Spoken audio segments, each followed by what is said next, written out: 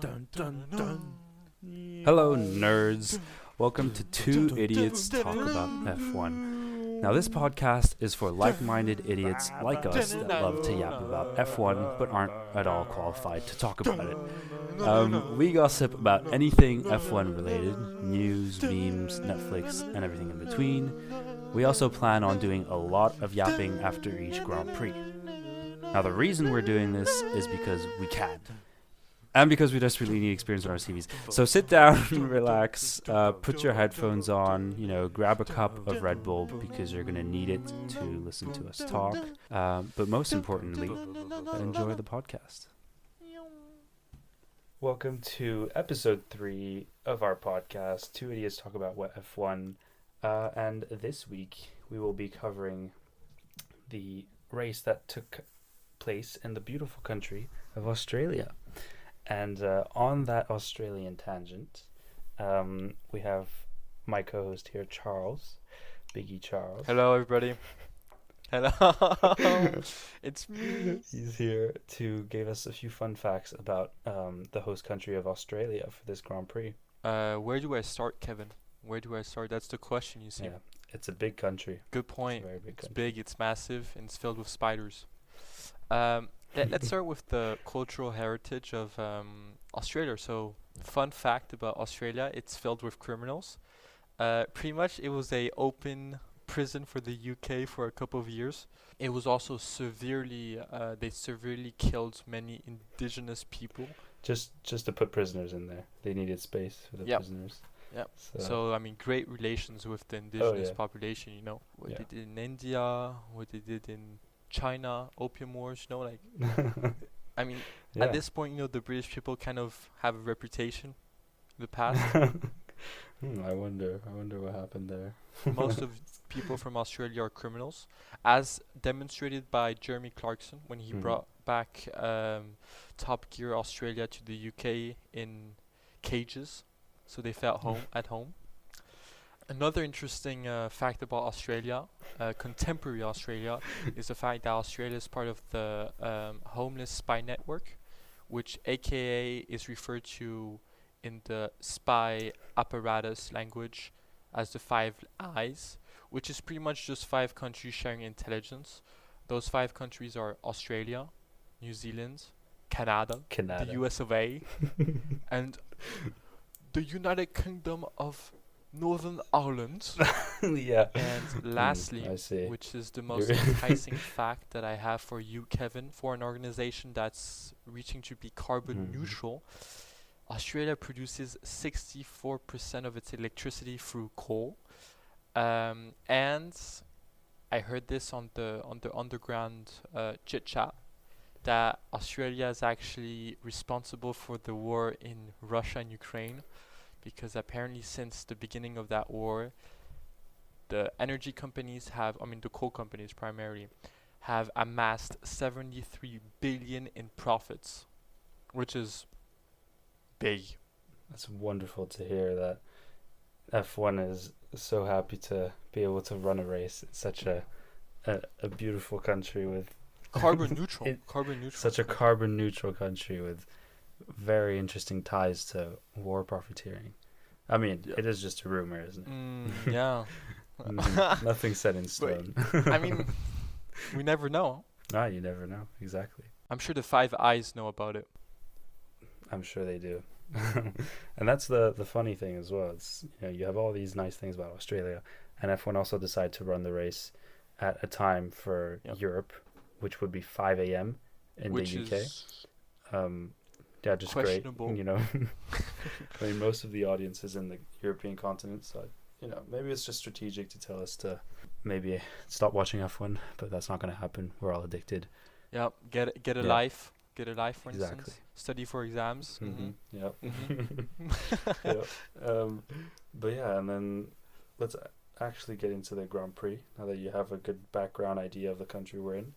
And we can start with just a few notes on free practice. So one of the really interesting things that happened with free practice, at least in free practice 1, was that Albon decided to have intercourse with Albert Park. Yes. Now, to elaborate on that matter. Yes, because it does it does seem quite confusing when you state it like that. I know, but it is quite similar if you think about it, because he essentially damaged the chassis by absolutely like throwing the car into the wall because he didn't know how to go over a curb. And then since William do not have the money or the capacity to build a spare chassis, which which they need, they basically only had one chassis going into the race, so one car, and what they had to do was kick Logan out of his car. Logan, who didn't do anything. Big disappointment right now for Logan. I don't know how he's going through it, but we're here in spirit, because he did say this was like, quote, the hardest moment I can remember in my career, in an interview. So couldn't have been a fun meeting, but essentially it gives an opportunity for Albon, because he does score more points on average in the long run, but it also takes away Logan's opportunity to prove himself on his own.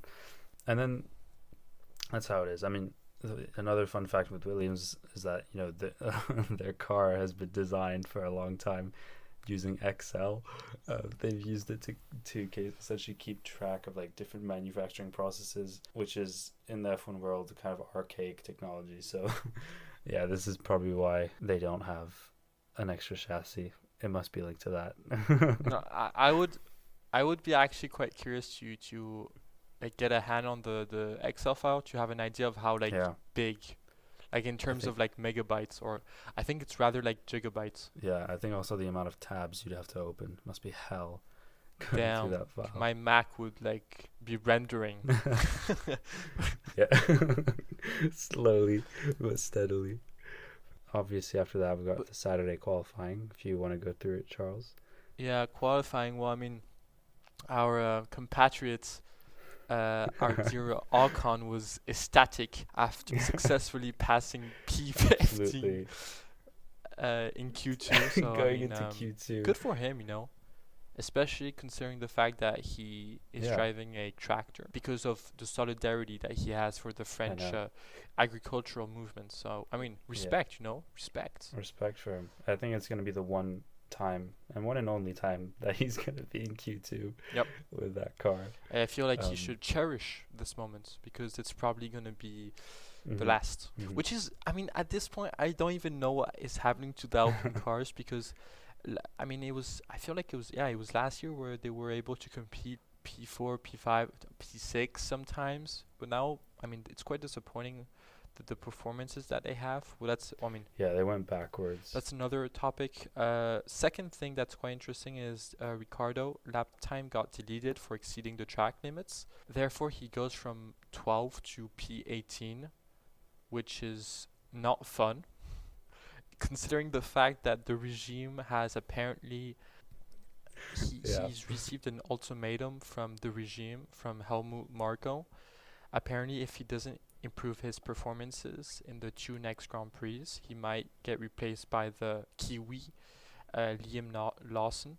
So it's a stressful position to be in. I feel like maybe, Kevin, you can explain the stress, because I feel like you're studying something that's really hard, and so you must cope also with stress, no? Yeah. I know. I mean, his way of coping was clearly almost wanting to cry during the interview after the qualifying. Honestly, I don't know how he's going to pull through it, because it is pretty tough. And I think the ultimatum was he had to basically perform within 2 races from now, get good results, or else he'd just be sacked. Well, it's kind of what almost happened to Checo last year, I mean, apart from the fact that Checo, even though he has questionable performance, he was still signed. I feel like Ricardo's in a situation where he's a lot more vulnerable than Checo. Yeah, he needs to perform. He needs to show that he still got it, because he's been very unlucky with all the teams he went through. So, but does he? Does he still have question the mojo? Mark? I don't think so. Ooh, controversial. Yeah, we'll have to see. Once again, Hamilton P11, which I mean is disappointing, especially for him. And so pretty much he was pissed at himself for the inconsistency. And I mean, at this point, he just looks ready to open a new book chapter about his life with Ferrari. doesn't really seem convinced about his time in Mercedes. Yeah, he's been very openly critical about the car. He's just been like, "Oh yeah, everything's inconsistent. There's nothing going well." Like Shit. he's just given up, and we're only 3 races in. It's kind of funny. It's sad, but it's kind of funny to see as well. But I mean, at this point, I really have no clue if it's a good idea that he separates himself from Mercedes, because for me, Ferrari, I mean, of course, there's like right now, Ferrari are doing much better, but in terms of consistency, that's something for me that Ferrari still lacks.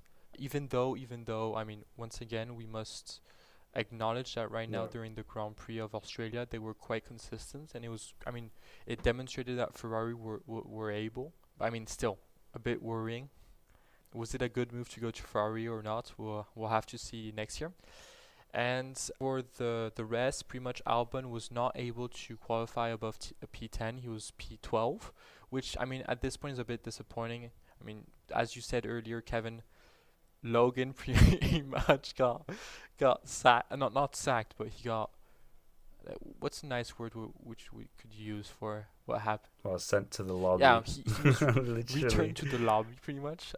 Returned to the lobby. Which I mean, for a high sports competitive person, it's always hard, you know. Yourself being a high sportive individual. Yeah. Oh yeah, absolutely.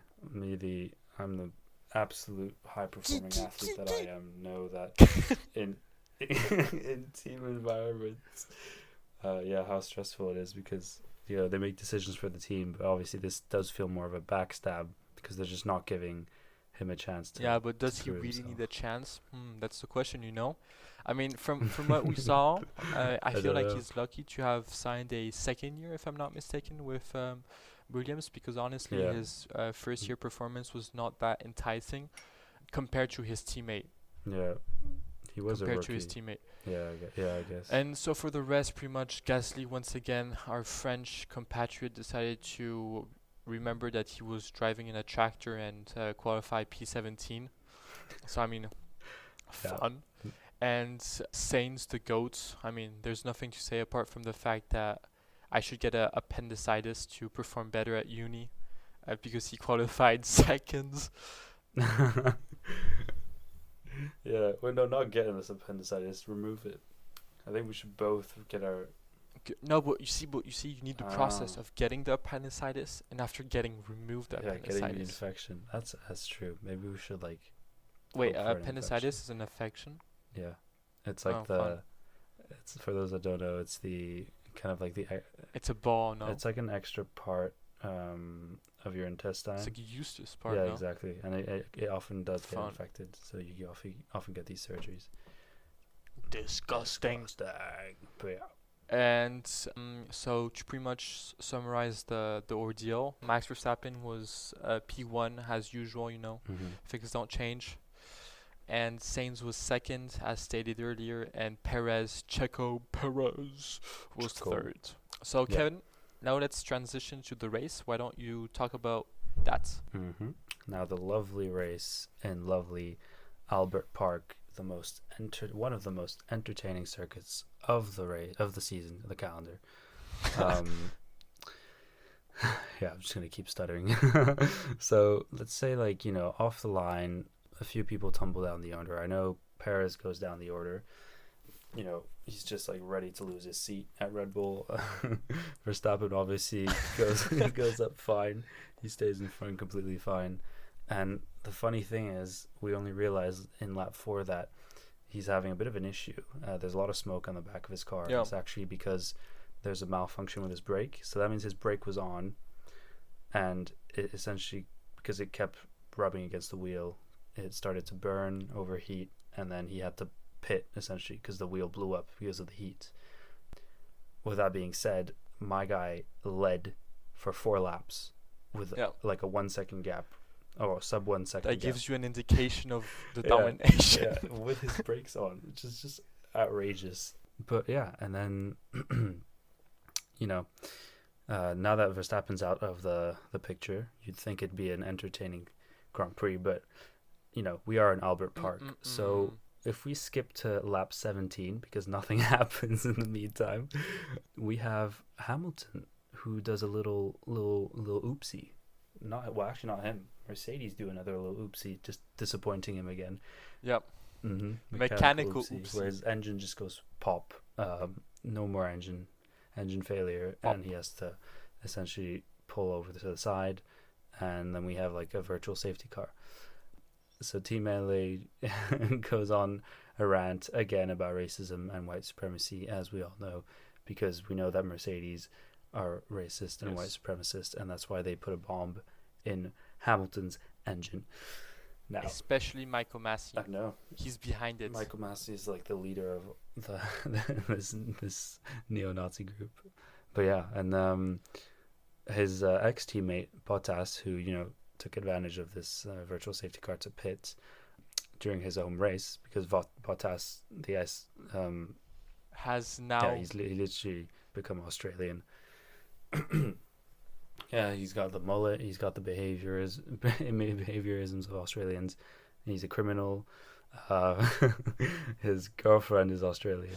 Also, I highly recommend for our audience, because audience plural, because I know there's a couple of you guys here, but to watch the Instagram ad that they did for Uber. Yeah, the Uber Eats which is ad. quite funny. It's really good. So yeah, no, they did a good job. He also did a mullet rating. He rated some mullets.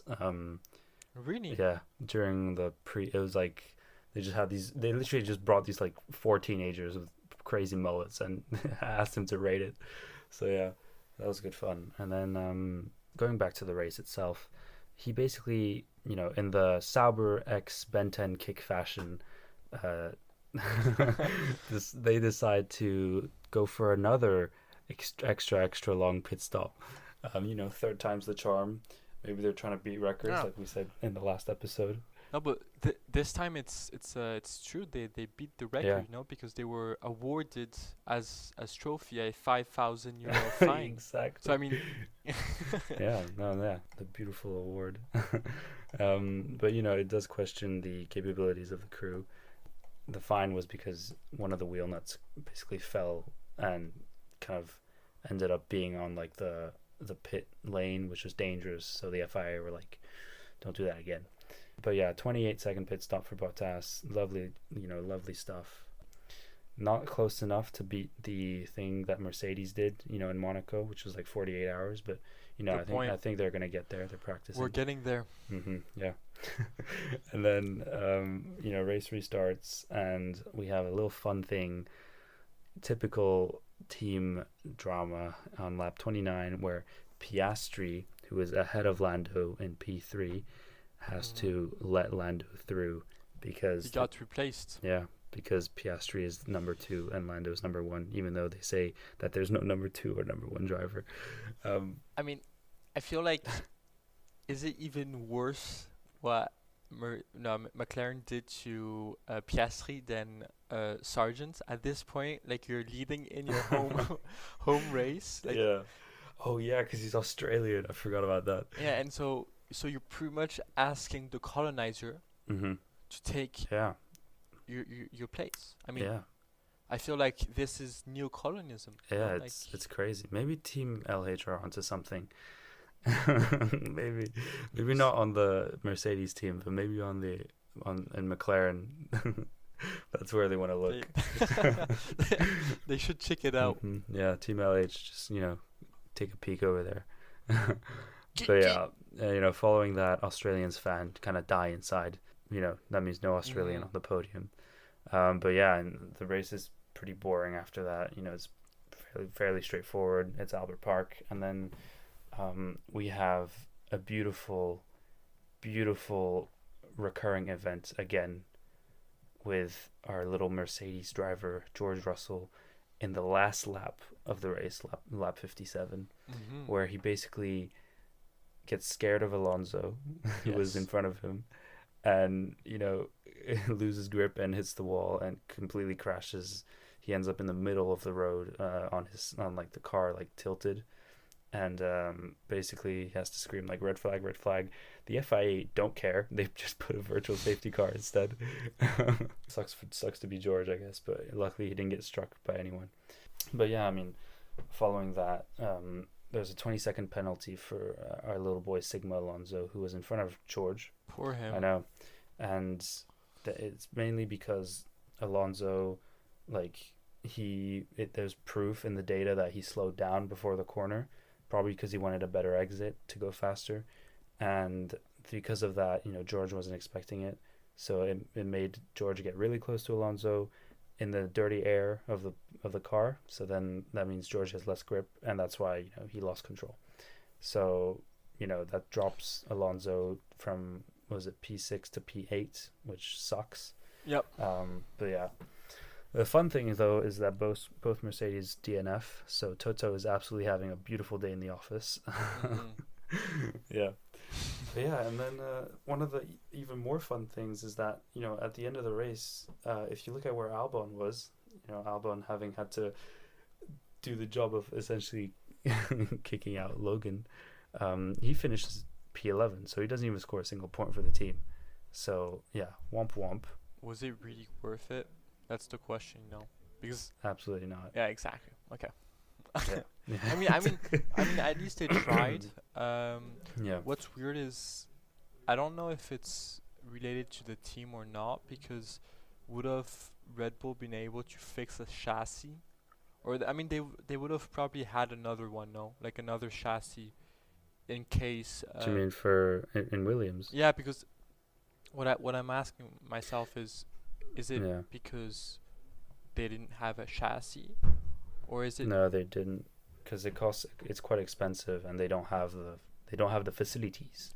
Big man things. Don't have the facilities for that big man. So they don't have the money or the capacity to do it. But yeah, I mean, and then you look at Alpine, again doing a regular they're consistent. They're very consistent this year. Tractors in the bad way. In the bad way, finishing P13 and P16. Now P13, P16 don't sound that bad, but if you count that there's 3 DNFs, so both Mercedes and Max. Yeah, there's just and then Logan not showing up because of the car. So 4. So they're last. Yeah, four cars out the race. So P16 is actually last, and P13 is just not that far. So, yeah. But in all that horrible news, there is Haas, which is in the points, which is good fun.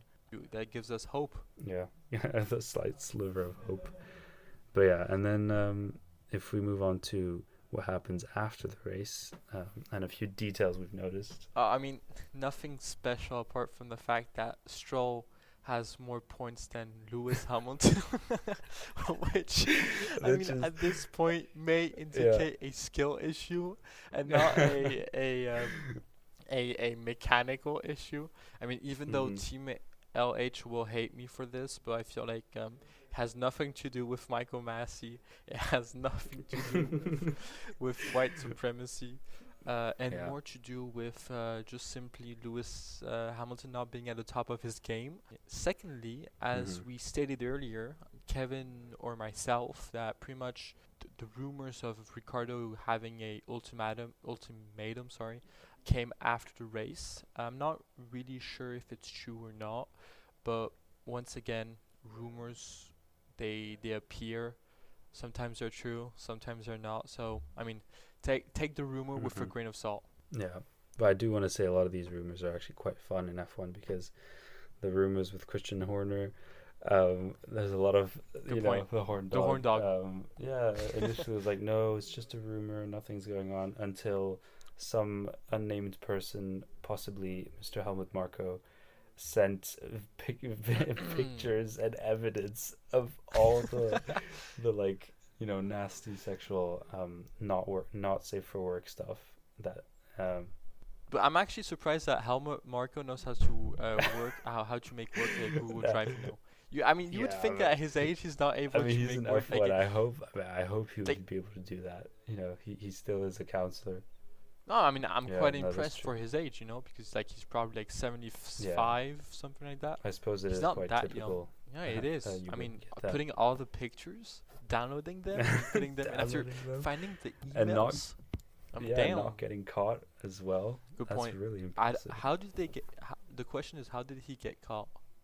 That's my question. Maybe I don't he know. forgot. He put his professional email address when sending the thing rather than his like private No, top it was secret. like a fake. It was like a fake encrypted email. Maybe he got someone to help him because if you imagine that he couldn't manage Good technology, point. Maybe maybe it was someone Max. snitched. You know, Maybe it was Max maybe it or was Max. Yas. Yas. It was it was Yoss all along. Uh, but Pretty yeah, much the last important thing to remember, or I mean, to pretty much get your head wrapped around was what you said, Kevin, about what yeah, happened to Sigma Alonso. The fact that he finished P6, but due to the 20-second penalty, he finished P8, which is a bit deceiving. Right now, Twitter mhm, is on fire because of this, because there's a lot of different people that mhm, support or go against what Sigma Alonso did. Honestly, at this point, yeah, I feel like we should just listen to the words of the all and great mighty Michael Massey that said to Toto Wolff, "It's motorsport, Toto Wolff." So we went motor yeah, racing. exactly. So pretty much, We went motor racing. I'm a Yeah, bit on the side of Sigma Alonso in that one, and he was also yeah, experiencing like throttle issues. yeah. He did like openly like criticize them, saying like, look, this is just like the art of motorsport. We're just racing. Yeah. Um, see it how you will. But that's what the FIA decided to do, and we know very well that the FIA is not always right. No. So yeah, No, it's true. Well, I mean, for those that are quite worried about the relationship between George Russell and Alonso, do not worry. They played a ping pong match apparently on their private jet, which oh yeah, seemed fun. I don't know hmm if it was before the race or after, but I mean, it's often like F1 drivers often are quite tense during the race and yeah, say things about each other, but after when they cool down, it's a much more greetable and chill universe. Apart hmm when you're Esteban Ocon and you're yeah. tortured and you Just constantly in some type of anguish or pain. and Just also like you hate your teammates and yeah, yeah, yeah. whether it's like Carlos was Carlos like a teammate of Ocon? No, it was Perez was a teammate. There was a Yeah, lot of well, fighting if you're between the two. Perez or Yeah. anything, for example, I don't know if you remember, but I think Max was leading a race one point and he hmm like lapped Esteban Ocon, and Oh it's yeah, yeah, that was some big drama right there. I know. And Esteban essentially like being lapped, he still like fought Max, even though Max was Which supposed to was lap him anyway. so So dumb. obviously Max was really pissed at the end of the race, and you see like him shoving Ocon. But yeah, Well, I I mean, mean, I understand, like pretty yeah, no, much like I can you're understand like as well. you're pretty much last. I mean, at this point, just accept the fact that you're being dominated, and just hmm don't pull a fuss. Yeah, no, yeah. And then actually one funny thing as well to mention, because we talked about Perez earlier. Mhm. I only realized as well, like if because of Alonso getting that penalty. Oh no, sorry, no, because of George Russell crashing, Perez would have actually finished like, what was it, P6 or P7? I think it was And P7. yeah, and instead he finishes P6. So clearly No, he's no, not sorry, my doing bad. It great. was P6, Oh and yeah, he okay. finished P5. Yeah, so Perez would have finished P6 if it weren't for George Russell crashing. Then he would have, then he yeah, well no, now that George crashed, he finished P5. So when someone starts in P3 and you finish the race in P5, that's pretty bad, especially in a team like Red Bull, and when you have Christian Horny at the at the helm of the team. um, Um, so Kevin, you're not maybe nice right now. I'm yeah, drinking my am I? Nesquik. Oh yeah. You can't make me laugh like that. Yeah, I saw you almost spit it out. Christian But Horny. Nice Christian name Horny. for him. Yeah, I know. Mr. But yeah. Horny. Mr. Horny. So horny. But yeah, I mean, I guess we'll I see mean, what happens to Perez. Sainz needs a seat. Sainz. Oh, we didn't even talk about this. Ferrari 1-2. This was yeah, like the highlight good of the point. race. Good point. We completely ignored it. Well, it's The fine. We'll I, probably delete some stuff in the. I mhm, mean, we'll make it fit. We'll yeah, make it fit. but yeah, Good Ferrari point. No, it's won true. two. I feel like we should talk about this because it's really important. Yeah. The 1-2 with Ferrari. Apparently, I mean, once again, it's a rumor. It's on Instagram. Teams that do one choose in Australia actually like most of them win the Grand Prix, like the championship. Yeah. Well, don't get my hopes up. Yeah, I wouldn't trust. Well, I mean, yeah, well, you never know, but yeah. No, it's probably not gonna happen. Max Yeah. was leading the race with a like with a With like brakes a, with on, a yeah. yeah. Whoa, honestly, what a beast! Oh, he's just on a different planet. This guy, it doesn't make sense. Well, I mean, you know what? I really love Saints. Like, Yeah. I mean, some people don't like him, but I feel like he's really humane and natural. For example, like at the end of the race, he was like on his team radio, like, tell Charles to come so we can celebrate this together. Like he was really, even though he could have been very individualistic about it, I felt like he was really like in a team mindset, which I think Frédéric Vasseur for once. I'll disagree with one of my compatriots. I really do think that Frédéric Vasseur did not make a good choice. I think it was. Yeah. I'll say it. I think it was a dumb. You don't want Vasseur on your ass. No, I just don't want other Yeah. people on my ass. Oh, I see. But yeah, no, Vasseur didn't do the best of decisions, I think. And I think it's like, I guess, at the same time, science has to prove that, he's worth another seat. So he's very much showing himself as a potential candidate. I really want him to win a championship, honestly. Like that would be, Yeah, like, honestly, I I think, prefer him to Charles. Charles for me is Yeah. just like a grumpy kid that comes from Monaco. Yeah. Yeah, but I mean, Charles has been quite unlucky, so that's why, like, I can understand his pain and anguish, especially because he's in Ferrari. Yeah, but it's Yeah, he does. Science does look like he's dealing with it for better. me it's not only on like a question of luck because in I mean if you look for example at Charles's races, there's also like a sort of like constant human error. For example, like Yeah, the that's true. horrible braking. For example, if you look at Saints races, Yeah. there's no mistake. I mean, of course you'll find them, but what I mean is Mhm. like if we look at generally speaking, most of the races that are that Charles does, there's like consistent mistakes, and so that's Yeah, the main yeah. difference with Carlos. Yeah, Carlos is fairly consistent. He's very steady. But yeah, no, it is a shame that he doesn't have a seat yet. I can't wait for next season when they announce, or when he announces maybe mid-season where he's going.